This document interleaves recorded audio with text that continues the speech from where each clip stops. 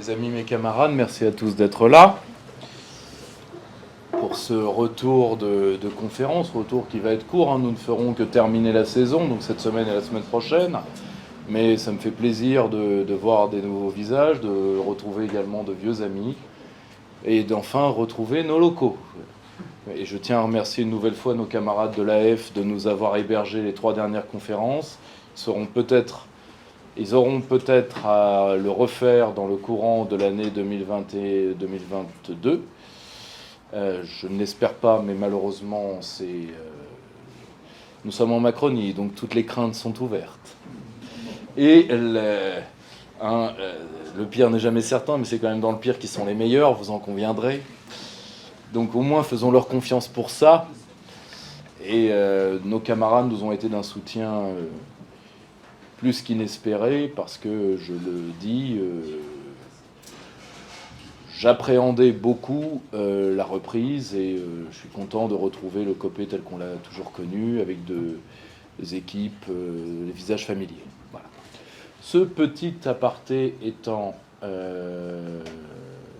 terminé, y a-t-il un problème au contrôle de sécurité? Tout va bien? Vous allez pouvoir ça va aller?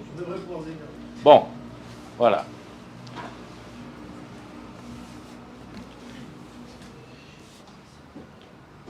Nous terminons avec ce numéro de Perspective Libre.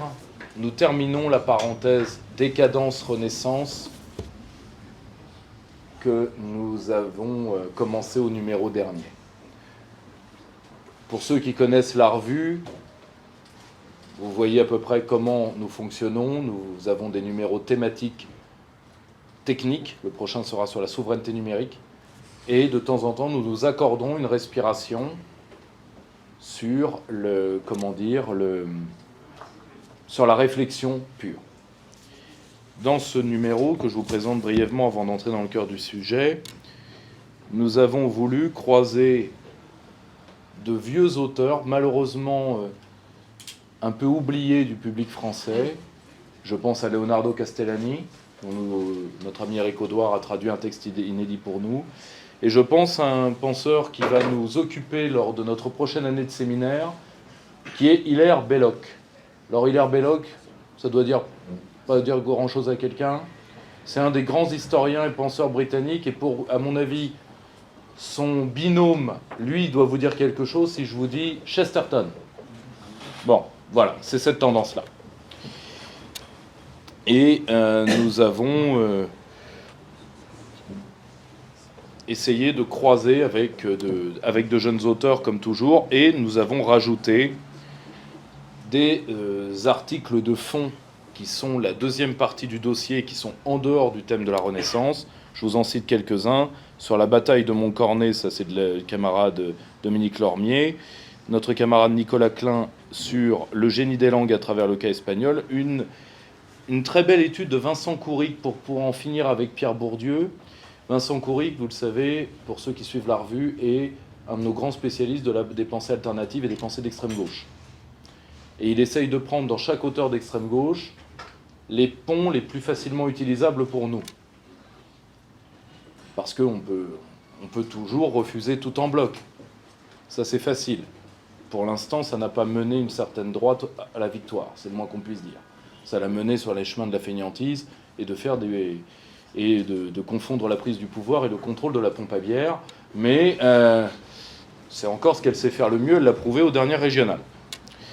Et surtout, un très bel article de Benoît Comte, qui est un jeune intellectuel à suivre, sur la notion de critique de la valeur, donc, qui est une des pensées actuelles du néo-marxisme.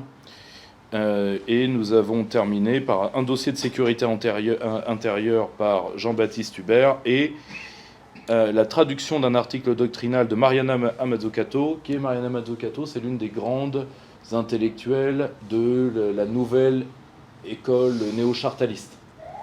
Donc c'est financer le capital développement dans l'économie.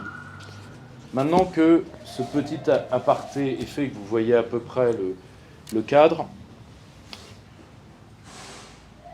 pourquoi avoir voulu traiter de la Renaissance?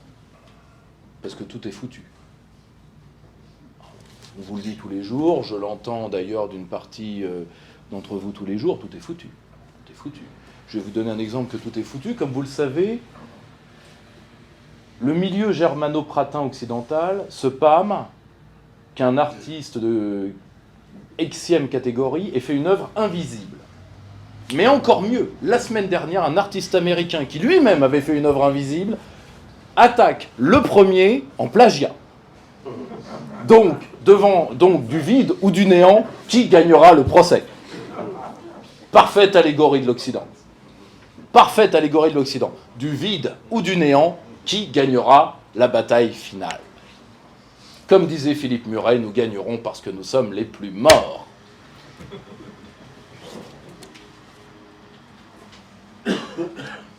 Donc, puisque tout est foutu, pourquoi en rajouter une couche?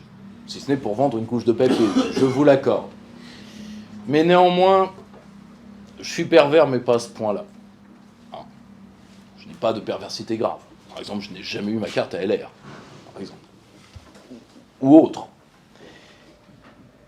Tout simplement parce que, il y a quelques années, on m'avait interrogé sur une phrase de Michel Onfray, vous vous en rappelez peut-être. Michel Onfray disait « Il faut boire du bon vin avec de bons amis. Nous sommes sur le pont du Titanic. Et il faut passer un moment agréable en attendant que ça passe. » Le général de Gaulle n'avait-il pas dit, à l'hypothèse de la disparition de l'Occident, eh bien alors il faudra se mettre à son balcon parce qu'on ne voit pas l'Europe disparaître tous les jours. Je pense que le même Michel Onfray ne dirait pas la même chose aujourd'hui, parce qu'il se démène tout de même. Quoi qu'on puisse penser du personnage, il se démène. Et il se démène avec un certain courage, quoi qu'on en pense. Mais surtout, moi, ce qui m'avait un peu frappé, c'est que c'est une phrase que moi, je ne peux pas assumer. Pour une raison. Je suis père de famille. Donc je vais vous faire une conférence sur un sujet qui pour moi est un pari, et un pari que je dois tenir. Alors vous pourrez me dire, une fois qu'on aura arrêté de vous gêner, parce que merci, vous pourrez me dire,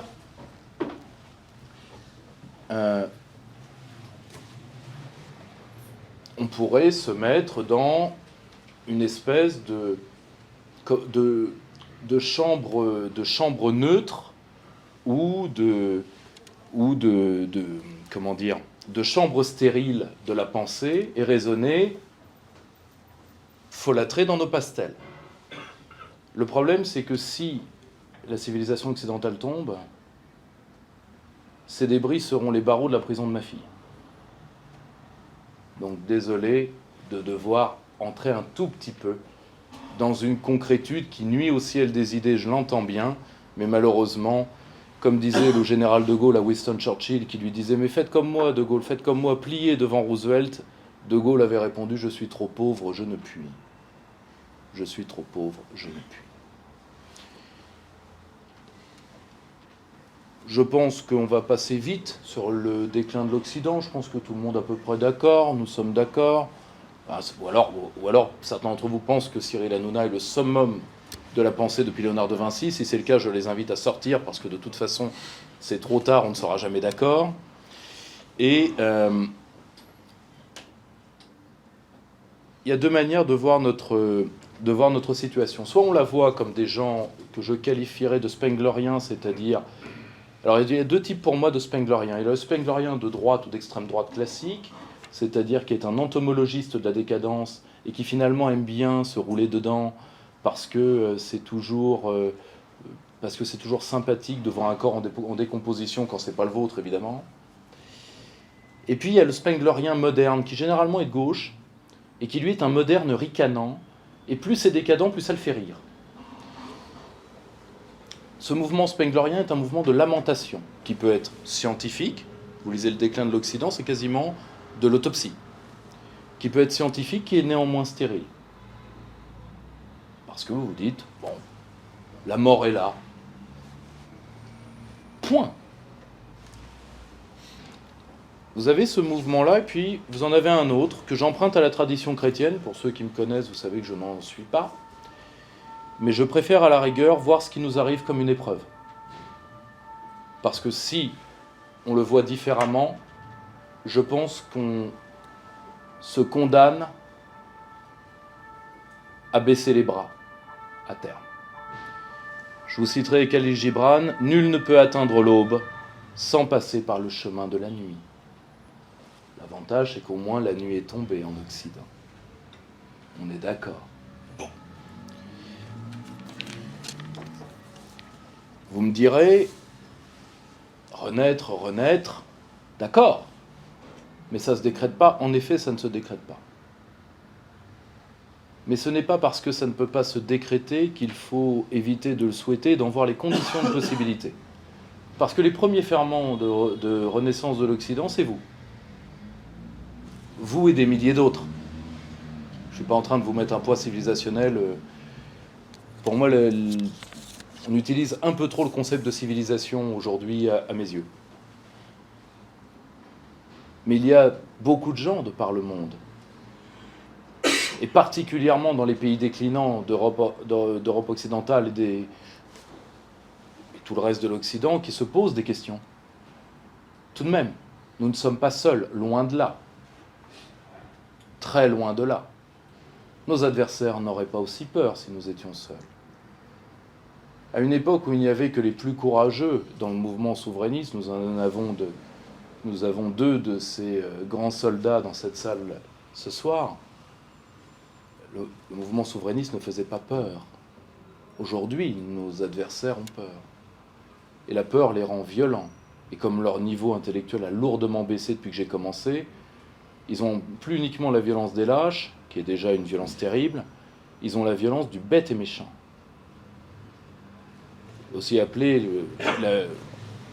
en termes techniques, la violence darmaniesque.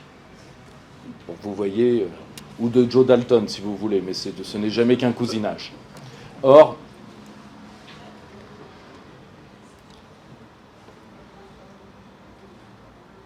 on sent, et ça monte également dans les pays anciennement en développement et aujourd'hui plus qu'émergés, entre autres en Asie orientale, tout le monde sent qu'il y a quelque chose qui se grippe dans la modernité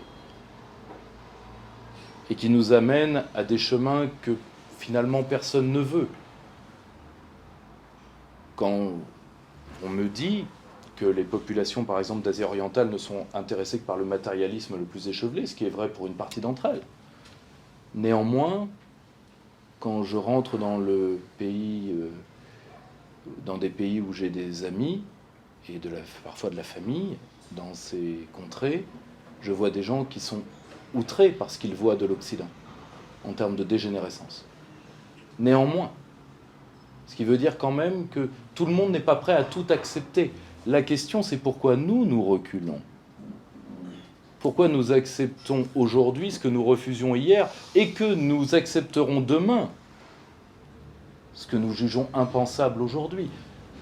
J'ai été avec quelques amis, dont 2 présents dans cette salle, dans l'usine de votre futur, le Parlement européen, et je peux vous assurer que vous n'êtes pas tout à fait au bout du voyage.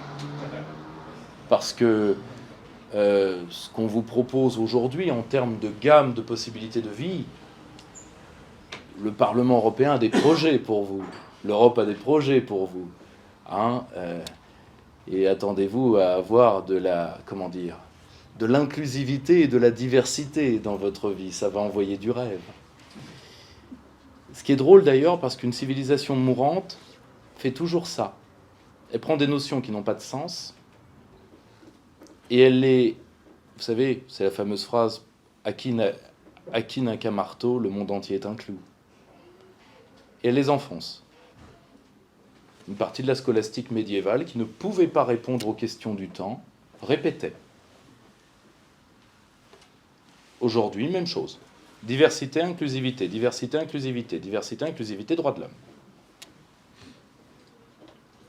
Je mets de côté les 2 premiers qui n'ont jamais rien voulu dire. Mais le 3e vient d'une grande tradition. L'habeas corpus, c'est pas rien. La déclaration des droits de l'homme, c'est pas rien. Mais c'est comme le mot république, il y a eu un avant et un après Manuel Valls. Avant, ça voulait dire un truc, maintenant, ça ne veut plus rien dire du tout. Vous voyez ? Et c'est quand les points de repère d'une civilisation font rire et ne veulent plus rien dire que là, vous savez, vous êtes dans la théologie des dieux morts. Donc, la question c'est, est-ce que le feu sacré peut repartir? Première question, est-ce que c'est possible? Deuxième question, est-ce que vous le voulez? Parce que si ça se trouve, bon, on peut aussi tout laisser tomber. C'est pas que tout est foutu, c'est qu'on laisse tomber. Vous savez, là, il y a un... Vous voyez la différence? Parce que c'est trop difficile, parce que finalement se coucher sur le bord de la route et crever est plus facile. Il y a des peuples européens qui sont en train lourdement de se poser la question. Nous, pas encore tout à fait. Mais il y en a un ou deux. Bon, d'ailleurs, un ou deux, je m'en plaindrai pas. Ah, d'ailleurs, vu les visées, mais bon, il y en a un ou deux pour lesquels le basculement est en cours. Nous, pas encore tout à fait. La question, c'est le fait même qu'on s'interroge sur la Renaissance, sur le fait de renaître. On s'interroge à partir de points civilisationnels précis. C'est-à-dire que toutes les civilisations sont arrivées, même après des périodes de déclin terribles. On va prendre un exemple avec ce qui est pour un occidental la civilisation des civilisations. La Grèce et Rome. Il y a eu combien de grandeur romaine? Il y a eu la grandeur de l'Empire romain, enfin de la République, puis de l'Empire. Mais est-ce que ça a condamné l'aura de la ville de Rome et de l'Italie? Bien sûr que non.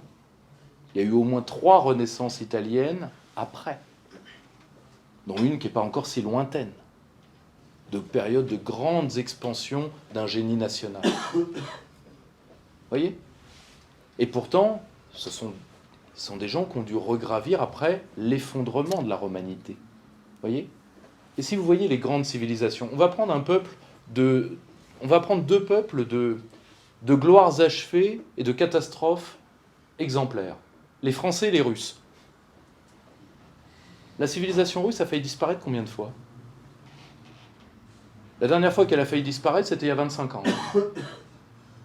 C'était avant l'arrivée d'un homme dont je ne vous parlerai pas parce que c'est interdit. Mais on a fait le tome 1 de ses œuvres là-bas sur la table. Mais je n'ose pas prononcer son nom de peur que M. Rudi Reichstadt ou autre sorte de l'objectif et m'emmène en prison, donc je n'oserais pas. Donc, mais pour tout le monde, la Russie était morte. Pour tout le monde, la France en 40 est morte, à commencer d'ailleurs par quelqu'un qui souhaitait profondément sa mort, qui est Franklin Delano Roosevelt. Donc, pour qui Paris était déjà une ville de carte postale, d'ailleurs où il avait fait son voyage de noces, et son but c'était que la France ne se relève pas, que l'Angleterre non plus d'ailleurs au second degré, mais ça c'est un autre débat. Or, la France est toujours là, et la France a été un pays fort et respecté jusqu'à Valéry Giscard d'Estaing inclus. Oui, parce que les gens, le monde entier s'est pas rendu compte du jour au lendemain de qui c'était. Son insignifiance lui tenait lieu de paravent. Mais et encore, il a fallu la fin de l'ère Mitterrand pour que les gens commencent à se dire oui, il y a un problème avec la France.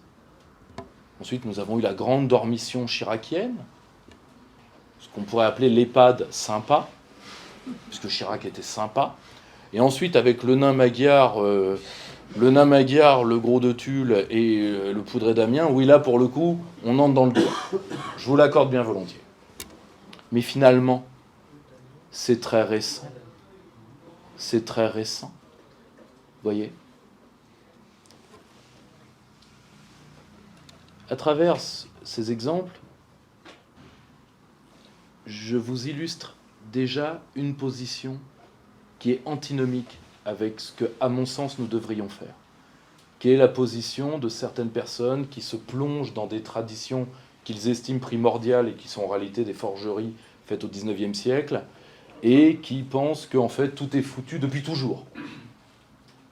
Quand vous voyez certaines personnes qui ont trop fréquenté des auteurs sympathiques, des auteurs à lire, mais des auteurs qui ne sont peut-être pas tout à fait à prendre au pied de la lettre, je pense à Guénon, je pense à Evola, c'est quand même des gens pour qui, finalement, la gauche commence à Philippe le Bel. Donc tout est foutu. Sans compter ceux pour qui, en réalité, c'est foutu depuis l'invention de l'écriture. Donc tout est foutu de foutu. Donc si c'est le cas, bon, là, pour le coup, on peut aller prendre un verre tout de suite.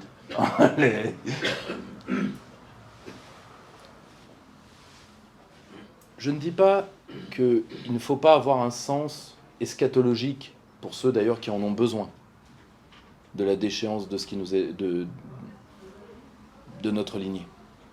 Je dis juste que premièrement, ça va à un certain type d'esprit, et deuxièmement, il ne faut peut-être pas prendre ça totalement au sérieux. Et en tout cas, il ne faut pas le systématiser parce que c'est des idées à rendre fou. Il y a une autre position qui, à mon sens, est contre-productive, c'est la position réactionnaire stricte. Je viens de terminer le dernier ouvrage de M. Buisson, qui est fort bien écrit, qui est sous-titré « C'était mieux avant ». C'est un bon résumé du livre, qui est un manifeste anti-gaulliste, en fait. C'est-à-dire que De Gaulle a laissé mourir la civilisation paysanne. Bien sûr, c'est évident. Pourquoi pas ? Il n'y a qu'en France que le nombre de paysans s'est réduit avec l'expansion de l'industrie et du service. On est d'accord. Tous les autres peuples au monde ont créé une agriculture de masse et à côté une industrie forte. C'est évident. Tout ça a été évident. Il n'y a pas de problème là-dessus. Mais en tout cas, c'est très bien écrit. Je vous le recommande à plus d'un titre. Mais c'était mieux avant. Oui. À la rigueur, ce serait vrai. C'est une phrase de perdant. Et vous savez pourquoi c'est une phrase de perdant, c'était mieux avant ? Parce que c'est une phrase qu'on utilise pour critiquer les réponses que d'autres ont apportées à la modernité et que vous n'avez pas osé apporter. Le problème, c'est que c'est qui manque à son ouvrage ? Celui qui répond aux questions du temps mais qui répond à côté, ou celui qui ne répond rien et qui ricane ? C'est aussi pour ça, par exemple, qu'une certaine critique des Lumières me hérisse le poil. Parce que les Lumières, qui est déjà un mouvement extraordinairement composite, dont 90% des gens qui les critiquent ne voient pas absolument pas ce que c'est. Edmund Burke est un homme des Lumières. Entre Edmund Burke et Voltaire, il y a un monde. Et encore, Voltaire, c'est pas le pire, pas non plus. Mais ce sont des hommes qui ont répondu aux questions d'un temps. C'est facile de les critiquer, mais quelle réponse allons-nous apporter ? C'est ça le problème de la posture réactionnaire. C'est de dire, c'était mieux avant. Oui, mais je vous donne un exemple très simple. Face au progrès technique, qu'est-ce qu'on fait ? Ah oui, c'était mieux du temps de la lampe à huile. C'est sûr. On avait des fêtes de village, les gens se parlaient, c'était bien. Le problème, c'est que comme on ne désapprend pas une arme, on ne désapprend pas le progrès technique, sauf à être dans l'ultra-violence. C'est arrivé au moins dans un cas, je pense que vous le savez tous, c'est les roues à eau chinoises, qui ont été détruites à la demande des empereurs, pour ne pas faire trop de mal à la structure sociale chinoise de l'époque. Mais ça demande quand même d'avoir un minimum de verticalité, et nous sommes tous d'accord que ce n'est pas Yannick Jadot qui va le faire. On est d'accord ? Ça demande quand même un type d'homme un tout petit peu plus... Voilà, bon, on est d'accord. Alors la question, c'est quelle posture adopter ? Je vous dirais que la première, c'est de s'interroger sur le désir de vivre. Parce que c'est la seule... Comment dire ? C'est la seule originalité de notre époque. On est perdu face à un monde complexe ? Oui, le monde se complexifie, ça a toujours été. Le grand siècle de la complexification du monde, à votre avis, c'est lequel ? Le 20e ? Non, c'est le 19e. C'est là où, par exemple, les transports sont divisés en termes de temps de la manière la plus radicale. C'est là où les gens sortent de leur village parce que le temps et l'espace, qui sont quand même les deux premières données d'un individu, changent radicalement. Le monde se complexifie, oui, c'est pas d'aujourd'hui. Le problème, c'est d'avoir une idée de l'homme qui colle à cette complexité, vu qu'on n'est pas capable d'inverser le temps. Ou violence. Mais alors, il faut être prêt à la vraie violence, pour le coup. C'est pas tout à fait notre tradition. Pas tout à fait. Les gens ont peur du progrès, les gens ont peur de l'individualisation des conditions. Oui, l'individualisation des conditions, elle commence déjà dès le 19e. C'est une individualisation des conditions. Ce n'est pas une individualisation mentale comme elle l'est aujourd'hui, qui, elle, est une vraie nouveauté.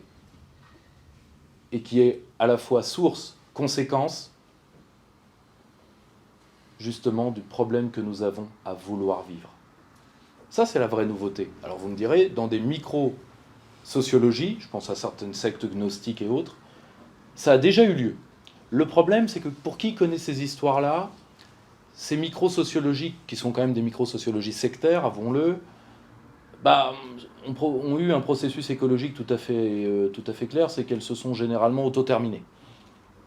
Pour celles qui n'ont pas été traquées par les pouvoirs royaux, mais la plupart sont mortes de leur belle mort. Ce qui est normal d'ailleurs, parce que quand vous professez que la mort c'est la vie, qu'il ne faut pas transmettre la vie, à un moment, la fameuse règle des 3, 3 minutes sans respirer, 3 jours sans boire, 3 semaines sans manger, essayez, vous verrez, vous devenez un fait écologique, voilà, économie circulaire.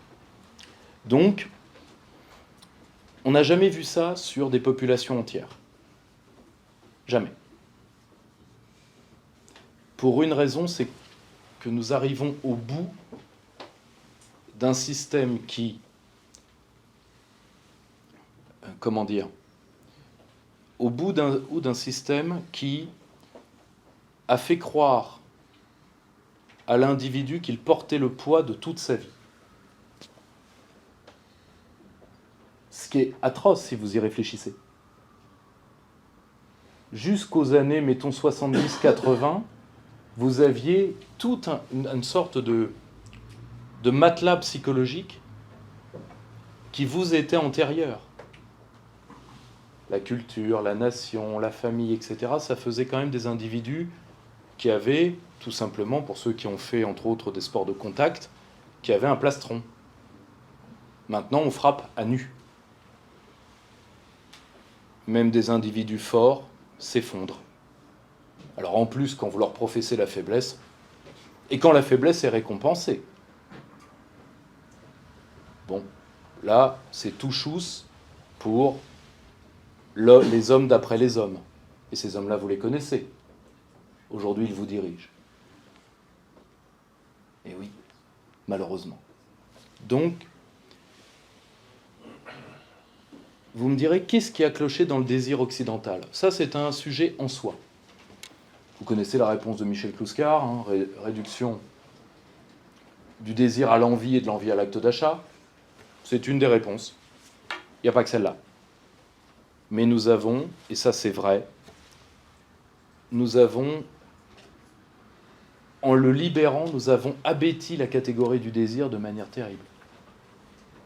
On ne se rend pas compte, mais la catégorie du désir, ça a fait faire Michel-Ange. Ça a fait le culte des kami au Japon. Ça a fait les tours du Kremlin. Ça a fait quand même des trucs. Vous voyez, ça... Aujourd'hui, le désir, ça vous donne quoi ? Une sexualité mécanique et une frustration qui n'est relâchée que par l'acte d'achat ou d'accumulation. Finalement, c'est pas grand-chose quand on voit ce que le désir a fait faire aux hommes. Je vais vous donner un exemple avec un homme dont vous savez l'affection que je lui porte, et même c'est l'un des intellectuels que je révère le plus avec Jacques Sapir, qui est Régis Debray. Un jour, on demandait à Régis Debray, mais c'est la lecture de Karl Marx qui a fait que vous êtes allé en Bolivie vous faire torturer ? Il a eu cette réponse, c'est dans le Journal d'un petit bourgeois entre deux feux et quatre murs, qui est son journal de prison. Il dit, j'ai jamais croisé un révolutionnaire professionnel, ce que j'étais, qui avait traversé la moitié du monde après avoir lu Karl Marx. Les hommes que j'ai croisés avaient lu Lautréamont, avaient lu Les Chants de Maldoror. Ils n'avaient pas lu Das Kapital, vous me direz, vous n'avez pas le temps de faire la révolution, il faut déjà se les taper, pour ceux qui ont déjà vu ce que c'est. Mais, vous voyez, c'est la mécanique du désir, plus que l'intellectualité. Je ne dis pas que l'intellectualité est inopérante. Attention, je vais y venir à ça. Le problème, c'est que l'intellectualité sublime le désir en possible. Du moins dans la mécanique politique traditionnelle. Celle qui n'a plus lieu aujourd'hui. Parce que le vitalisme pur, aujourd'hui on a eu un exemple, avec des gens que nous aimons ici. Toute la vague, ce qu'on appelle viriliste actuelle. Les Papacito, etc., qui sont des gens qu'à titre personnel j'aime beaucoup. La seule chose, c'est le vitalisme. C'est une chose. Mais on peut tout faire avec une baïonnette sauf s'asseoir dessus. Donc à un moment, il faut sublimer ce vitalisme. Sinon, il se retournera contre vous, et comme il risque de se retourner contre nous. Parce que pour l'instant, mis à part faire pleurnicher M. Mélenchon, qui a cru qu'il était le mannequin sur lequel on tirait, ce qui est dommage d'ailleurs, parce que c'est un mannequin souriant. Quelqu'un a déjà vu Jean-Luc Mélenchon sourire? Non, vous voyez que c'était pas lui. Donc, la question, c'est de refaire partir le désir. Il n'y a pas de recette miracle, et là, j'en ai pas à vous donner. Ce que je remarque, c'est que ce désir, premièrement, ne reprendra que sur un petit nombre, mais ça, c'est pas grave. C'est toujours un petit nombre. Rappelez-vous cette phrase d'Henry Miller que je cite à tort et à travers. Il n'y a que quelques hommes à chaque génération qui empêchent la société de pourrir. Et c'est vrai. Pour une raison, pas qu'ils sont meilleurs que les autres, parce qu'ils sont en situation. La plupart de nos camarades et de nos compatriotes, ils doivent assumer le principe de réalité d'abord. C'est-à-dire ils sont plus objets que sujets de leur histoire, malheureusement. Nous, ça ne nous donne pas un droit, ça nous donne une responsabilité. C'est totalement différent. Parce que nous pouvons nous occuper de ces affaires. Nous en avons le temps, nous en avons l'envie, nous avons encore le désir de nous battre. Ça nous donne une responsabilité vis-à-vis des autres. Vous voyez ce que je veux dire? Moi, je ne suis pas du tout dans l'avant-garde supérieure chez Lénine ou chez Trotsky, qui sont d'ailleurs des théories respectables, le problème n'est pas là, mais je ne crois pas que ce soit ça. Je ne crois pas qu'aujourd'hui, comme d'ailleurs une certaine droite identitaire estime qu'elle est l'avant-garde de quelque chose, non. Non, enfin, elle est l'avant-garde de la conquête de la pompe à bière, mais ça, je l'ai déjà dit. Donc, elle n'est pas l'avant-garde de quelque chose. C'est à titre déjà individuel que vous devez vous demander ce que vous êtes prêt à faire pour cette victoire. Et ensuite, de retrouver les moyens d'un lien social vrai et franc, à partir de cette volonté de victoire. Là, vous serez des hommes en situation, des hommes et des femmes, bien sûr, en situation. Et parfois, une fois que vous avez ça, vous saurez quoi faire. Parfois, vous vous mettrez en sécession. Par exemple, vous ferez, d'une manière ou d'une autre, des îlots de maintien de la culture. Ce qu'étaient les monastères. Eh bien, aujourd'hui, quelqu'un qui transmet son savoir est un homme ou une femme citadelle. Et la première citadelle, c'est Marc Aurèle qui nous l'apprenait, selon le très beau mot de Pierre Hadot, c'est la citadelle intérieure.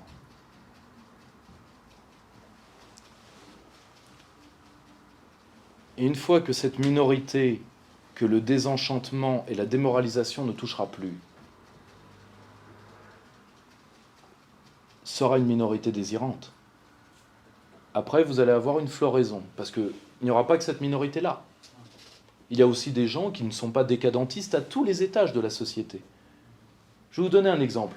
Il n'y a pas longtemps, un journaliste, je fréquente encore l'Engeance, quand malheureusement j'y suis forcé, me disait, vous vous rendez compte, c'est horrible, il y a 100 000 personnes qui sortent du système par an. Je sais qui sortent de quoi? Du système scolaire? Non, du système. Ils vont faire de la permaculture, tout ça. Alors, le terrorisme de la permaculture et bien sûr le survivalisme. Vous savez, derrière chaque feu rouge, vous avez un survivaliste.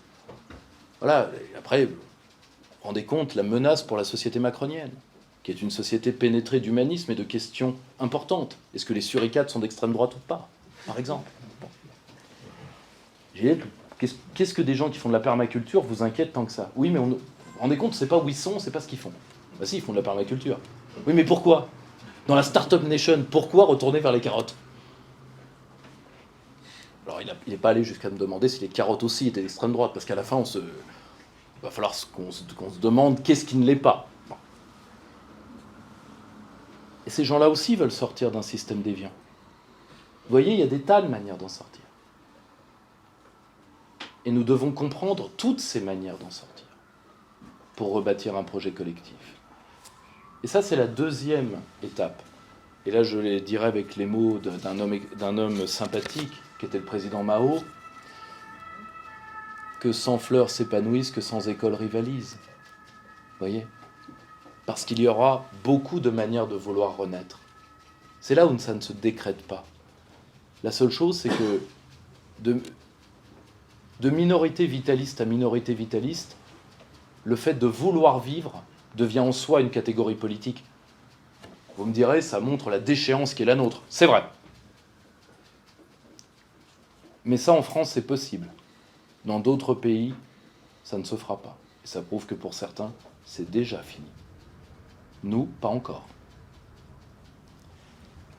La planification vient après. Et c'est là où vous voyez le rôle de l'esprit. Vous voyez ?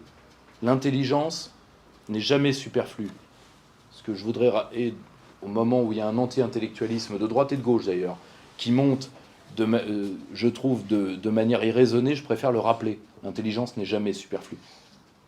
Le problème, c'est que deux catégories empêchent de penser. Rappelez-vous Kant, qu'est-ce que les Lumières ? La paresse et la lâcheté. Le problème, c'est que beaucoup d'intellectuels sont besogneux, mais lâches. Mais malheureusement, je connais aussi beaucoup de brutes qui ne sont pas lâches, mais qui sont paresseuses. Vous voyez la nécessité de l'équilibre. Une fois qu'on a dégagé cette problématique-là, il faut dégager notre objectif. Notre objectif, c'est de revenir à un triptyque civilisationnel qui puisse pas être éternel, rien n'est éternel, mais qui puisse nous permettre un nouveau souffle de la forme française. Je vous en propose un qui vaut ce qu'il vaut. Forme, élite, liberté.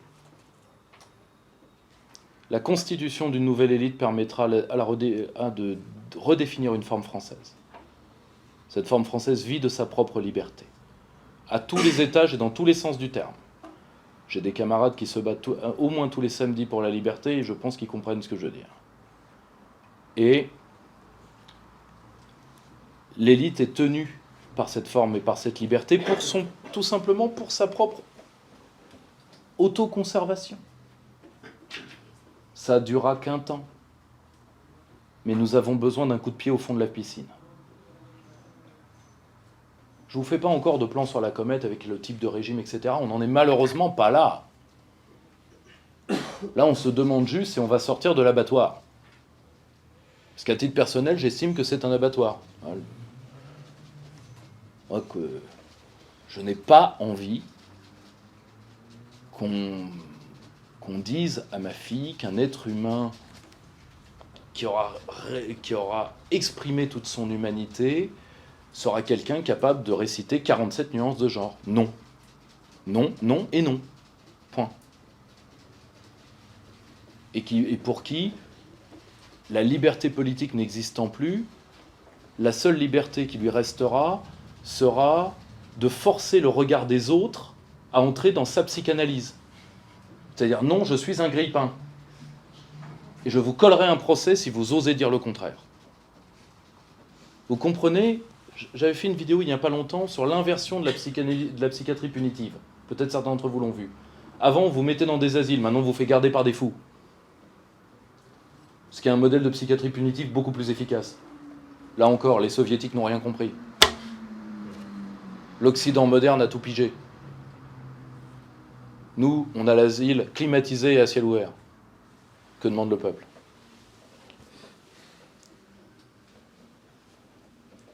Vous me direz, tout ceci est un travail identitaire. C'est beaucoup plus profond que ça, malheureusement. Parce que l'identité, qui est un fait important, le problème n'est pas là. Mais l'identité a un côté, ce sont nos potentialités à l'instant T, collectif ou individuel. Là, on parle de quelque chose de beaucoup plus profond. Gustave Le Bon, pardonnez-moi de citer un penseur interdit, mais aujourd'hui, de toute façon, je n'ai pas encore lu les œuvres de Raphaël Enthoven, vous me pardonnerez. Mais si quelqu'un veut me faire des fiches, je suis preneur, hein, parce que la vie est courte, et Raphaël est long, et vous voyez le problème. Donc, parler de l'âme des peuples.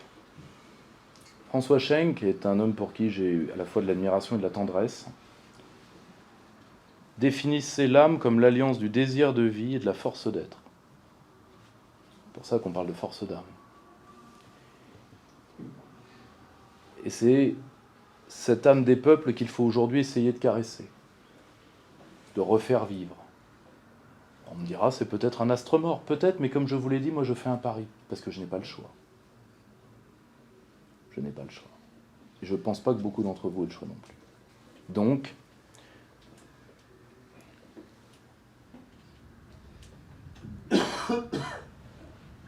est-ce que ces îlots, même coalisés, triompheront? Comme disait Sainte Jeanne d'Arc, les hommes d'armes batailleront, Dieu donnera la victoire. Impossible de dire. La seule chose que nous pouvons faire, c'est nous préparer à être les citadelles de nos lignées. Le temps au moins que l'orage passe. Vous connaissez certaines de mes théories. Pour moi, l'orage finira par passer pour des raisons qui sont des raisons pas nécessairement super glamour. Des raisons énergétiques, des raisons d'accès aux ressources, etc. Mais, et j'ai eu le privilège d'avoir un échange extraordinaire avec Jacques Sapir récemment, que vous aurez à disposition d'ici 72 heures. Prenez le phénomène de démondialisation, quoi que l'élite occidentale en pense, la mécanique évolue d'elle-même. Alors, ils peuvent essayer d'arrêter la mer avec les mains. Ils n'essayent pas d'arrêter le phénomène, ils essayent d'empêcher le fait que vous le voyez pour une seule raison, c'est que eux vivent sur des positions sociales acquises par la mondialisation et savent qu'ils les perdront. Et quand même, le pouvoir, c'est ce qui leur va le mieux. Je ne sais pas si vous êtes au courant, mais Castaner est inapte au travail. Enfin, vous le sortez de l'Assemblée nationale, il ne fera rien. Ah oui, ayez pitié de lui. Enfin bon, on peut faire aussi, on peut le mettre dans les Grands Camargue et vous le mettre betteravier, j'ai rien contre. Mais bon, vous vous rendez compte pour des gens qui n'ont jamais bossé ce que c'est? Oui, ben c'est ça le problème. Et ça, je peux dire ça de lui, j'aurais pu dire ça de David Cameron. Je pourrais dire ça, malheureusement, d'une partie des gens qui entourent M. Salvini aujourd'hui. Je pourrais dire ça, malheureusement, de Joe Biden. Bon, lui, le problème, c'est que, par ailleurs, lui, il faut avoir de la... Bon, faut avoir pitié quand même. Parce que bon, on ne peut pas dire qu'il a... Enfin, si, il n'a jamais travaillé, mais de toute façon, il l'aurait fait, il aurait oublié comment faire. Donc, si vous voulez, taper sur une ambulance n'est pas poli, taper sur un corbillard est une manque de goût. Mais...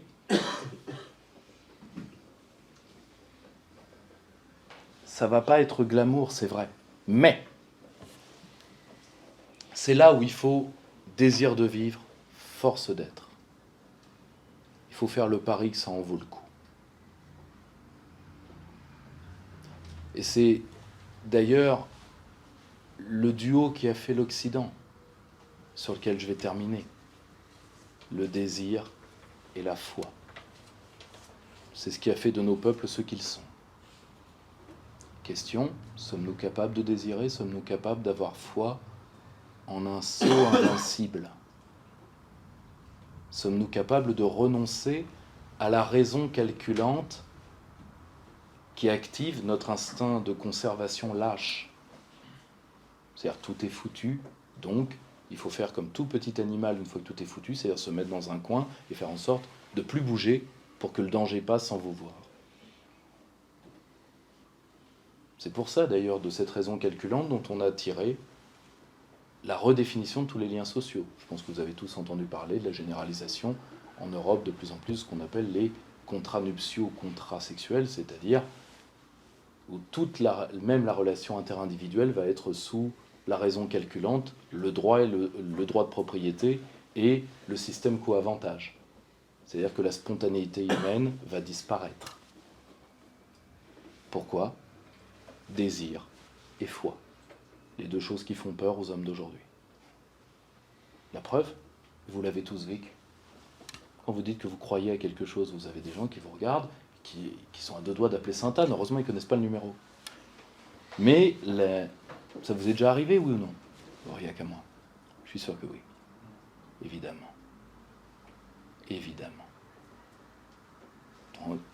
Aujourd'hui d'ailleurs, on l'a vu pendant la crise du Covid, pour une première fois dans une grande crise sociale, pas de baisse des suicides, et pire, nombre record d'abandon d'enfants adultes ou semi-adultes.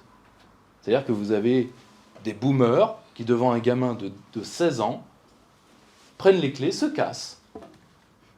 On se revoit dans 2 mois. Tu comprends, j'étouffe à Paris, je me tire. Démerde-toi. Qui se démerde ? Le soldat Ryan. On en a vu des centaines, des cas comme ça, des milliers. Vous vous rendez compte ce que c'est ? On a trouvé des gamines de 14 ans qui étaient devenues chefs de famille parce que les 2 parents s'étaient cassés. Les 2 boomers s'étaient cassés. Et les 2 fils de boomers, encore pire. Tu comprends la charge psychologique. Là, je lisais dans Slate. Comment ? Ah si, je troll tout le temps dans Slate. Vous pouvez voir mes plus beaux trolls sur ma page. Et je réponds à tous les trucs de Slate. Ah non, par pur plaisir. La charge mentale des mères. Ouais, c'est dur d'être parent, ouais, je vous confirme. Ouais. Vous vous rendez compte ce que c'est ? L'enfant, il devient une charge mentale. Et le journaliste, la gueule enfarinée qui vous écrit ça, ne voit pas le problème. Alors que je vous rappelle que comme il bosse à Slate, c'est vous qui le payez. Parce que Slate, c'est déficitaire comme tout, donc c'est vous c'est la branche du journal Le Monde, c'est vous qui le payez. Donc la charge pour la société, c'est pas le gosse, c'est lui. Vous voyez le problème ? Mais aujourd'hui, ça passe tout chousse. D'accord ? Tout devient une charge, la société devient une charge, c'est-à-dire nous sommes entourés de gens pour qui le fait de porter leurs propres vêtements est un effort colossal. Vous voyez ? Eh bien, malheureusement, nous n'avons pas 40 armes dans nos mains. Mais, si nous arrivons à transmettre le désir et la foi, tout peut repartir. Car après tout, même si Gustave Thibon a raison quand il dit « nous sommes trop loin des âtres civilisationnels, nous sommes trop loin du feu de la Grèce, de Rome, nous sommes trop loin », c'est vrai. Mais par la maîtrise de ce que nos anciens nous ont donné de mieux, même le plus bas des gestes peut être transmis de la plus belle des manières. Et une fois qu'il est transmis, il peut être transgressé, mais de la transgression séminale, pas de la transgression du gauchiste de 14 ans. De la transgression qui fait avancer. Parce qu'on ne peut pas être une civilisation uniquement de l'imitation du passé. On devient vite une nécrocratie. Une ère où les morts dirigent les vivants. Ce que nous sommes d'un certain côté déjà. Notre société pue la mort. Pue la mort. À partir de ce moment-là, si quelques hommes le prennent sur eux, tout peut repartir. Je terminerai sur une dernière notion qui pour moi est primordiale dans ce combat-là. Une notion à laquelle personne ne pense. Je vous ai parlé de l'intelligence. Oui, l'intelligence et les différents types d'intelligence. Je ne suis pas spécialisé comme mon ami Idriss sur la question, mais il est évident que tous les types d'intelligence ont un impact civilisationnel déterminant. Ce n'est pas uniquement l'intelligence livresque, qui en elle-même, c'est de l'élevage de poussière, comme disait Régis Debray. Je vous ai parlé de la force, de la vertu de force, cher à un vieux penseur français que j'aime beaucoup, qui est Gusdorf. Mais il y a quelque chose qui lie l'intelligence et la force. Et c'est ça dont nous manquons le plus. Et là-dessus, le général de Gaulle est le penseur parmi tous. C'est la notion de caractère. Ce qui nous manque, c'est ça. cette verticalité, cette colonne vertébrale, ce fait de ne même pas se demander pourquoi on ne plie pas. C'est ça le caractère. De ne pas se demander pourquoi on ne plie pas. C'est ça qui nous manque. Vous me direz, ça ne se transmet pas tel quel comme une armoire normande, c'est vrai. Ça se transmet par l'exemple. Mais si nous décidons au moins de passer ça à nos enfants, alors ils ne seront pas des esclaves. Toute renaissance commence là. Par le fait de dire, moi, les chaînes, jamais. Merci à tous.